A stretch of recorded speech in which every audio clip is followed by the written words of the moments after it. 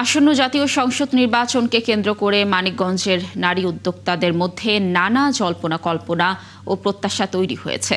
তারা বেশিরভাগই চান একটি স্থিতিশীল রাজনৈতিক পরিবেশ এবং ব্যবসা বান্ধব নীতি। তারা বলছেন, সুষ্ঠু রাজনৈতিক পরিবেশ না থাকায় তারা কাজ করতে পারছেন না। দর্শক আরও জানাচ্ছেন মনিরুল ইসলাম মিহির। জীবনের ডাকে আমি সাড়া দেই, আমি থামি না। ফ্রিডম স্যানিটারি ন্যাপকিন, ফ্রিডম মানে স্বাধীনতা। মানিকগঞ্জের ৭ উপজেলায় ছড়িয়ে ছিটিয়ে আছে প্রায় ২০,০০০ নারী উদ্যোক্তা। সকাল থেকে রাত তৃণমূল থেকে শহরের বিভিন্ন প্রতিষ্ঠানে তারা কাজ করেন।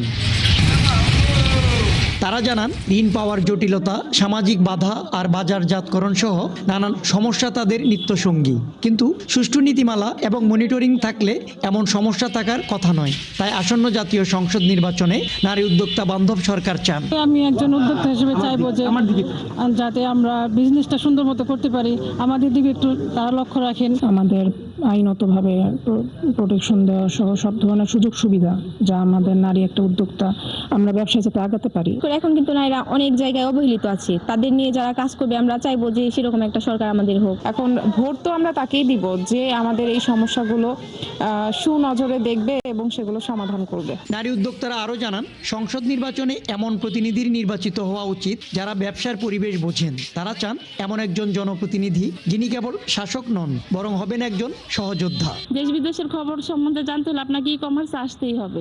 তো এই ব্যাপারগুলো আমাদের একটু সুবিধা দিতে হবে। পুরুষের পাশাপাশি নিজের কাজকে প্রদর্শন করে এগিয়ে যেতে পারবো, এরকম একটা সরকার আমাদের অবশ্যই দরকার। আমাদের মাঝে এমন একজন ব্যক্তি আসুক যে কিনা জনগণের জন্য, দেশের জন্য, দশের জন্য কাজ করবেন। নির্বাচন বিশ্লেষকদের মতে এবার নারী ভোটারদের একটি বড় অংশই স্বনির্ভর নারী, যে কারণে প্রার্থীদের জয় পরাজয়ে তাদের ভোট বড় নিয়ামক হয়ে উঠতে পারে। সেই আসুক যে তাদের ব্যবসাটাকে ধরে রাখতে পারবে, উন্নয়নের দিকে এগিয়ে নিতে পারে, নারীদের মর্যাদা দিবে এবং নারীরা স্ব-উদ্যোগে উদ্যোক্তা হয়ে রাষ্ট্রের একটা গুরুত্বপূর্ণ ভূমিকা নেবে। সেই জন্য তাদের স্বার্থেই তাদের কাকে ভোট দিবে এটা তাদের উপর নির্ভর করে। নারী উদ্যোক্তারা মনে করেন, আসন্ন নির্বাচন কেবল একটি রাজনৈতিক পালাবদল নয়, এটি তাদের অর্থনৈতিক মুক্তি তৈরির সুযোগ। মনিরুল ইসলাম মিহির, ৭১, মানিকগঞ্জ।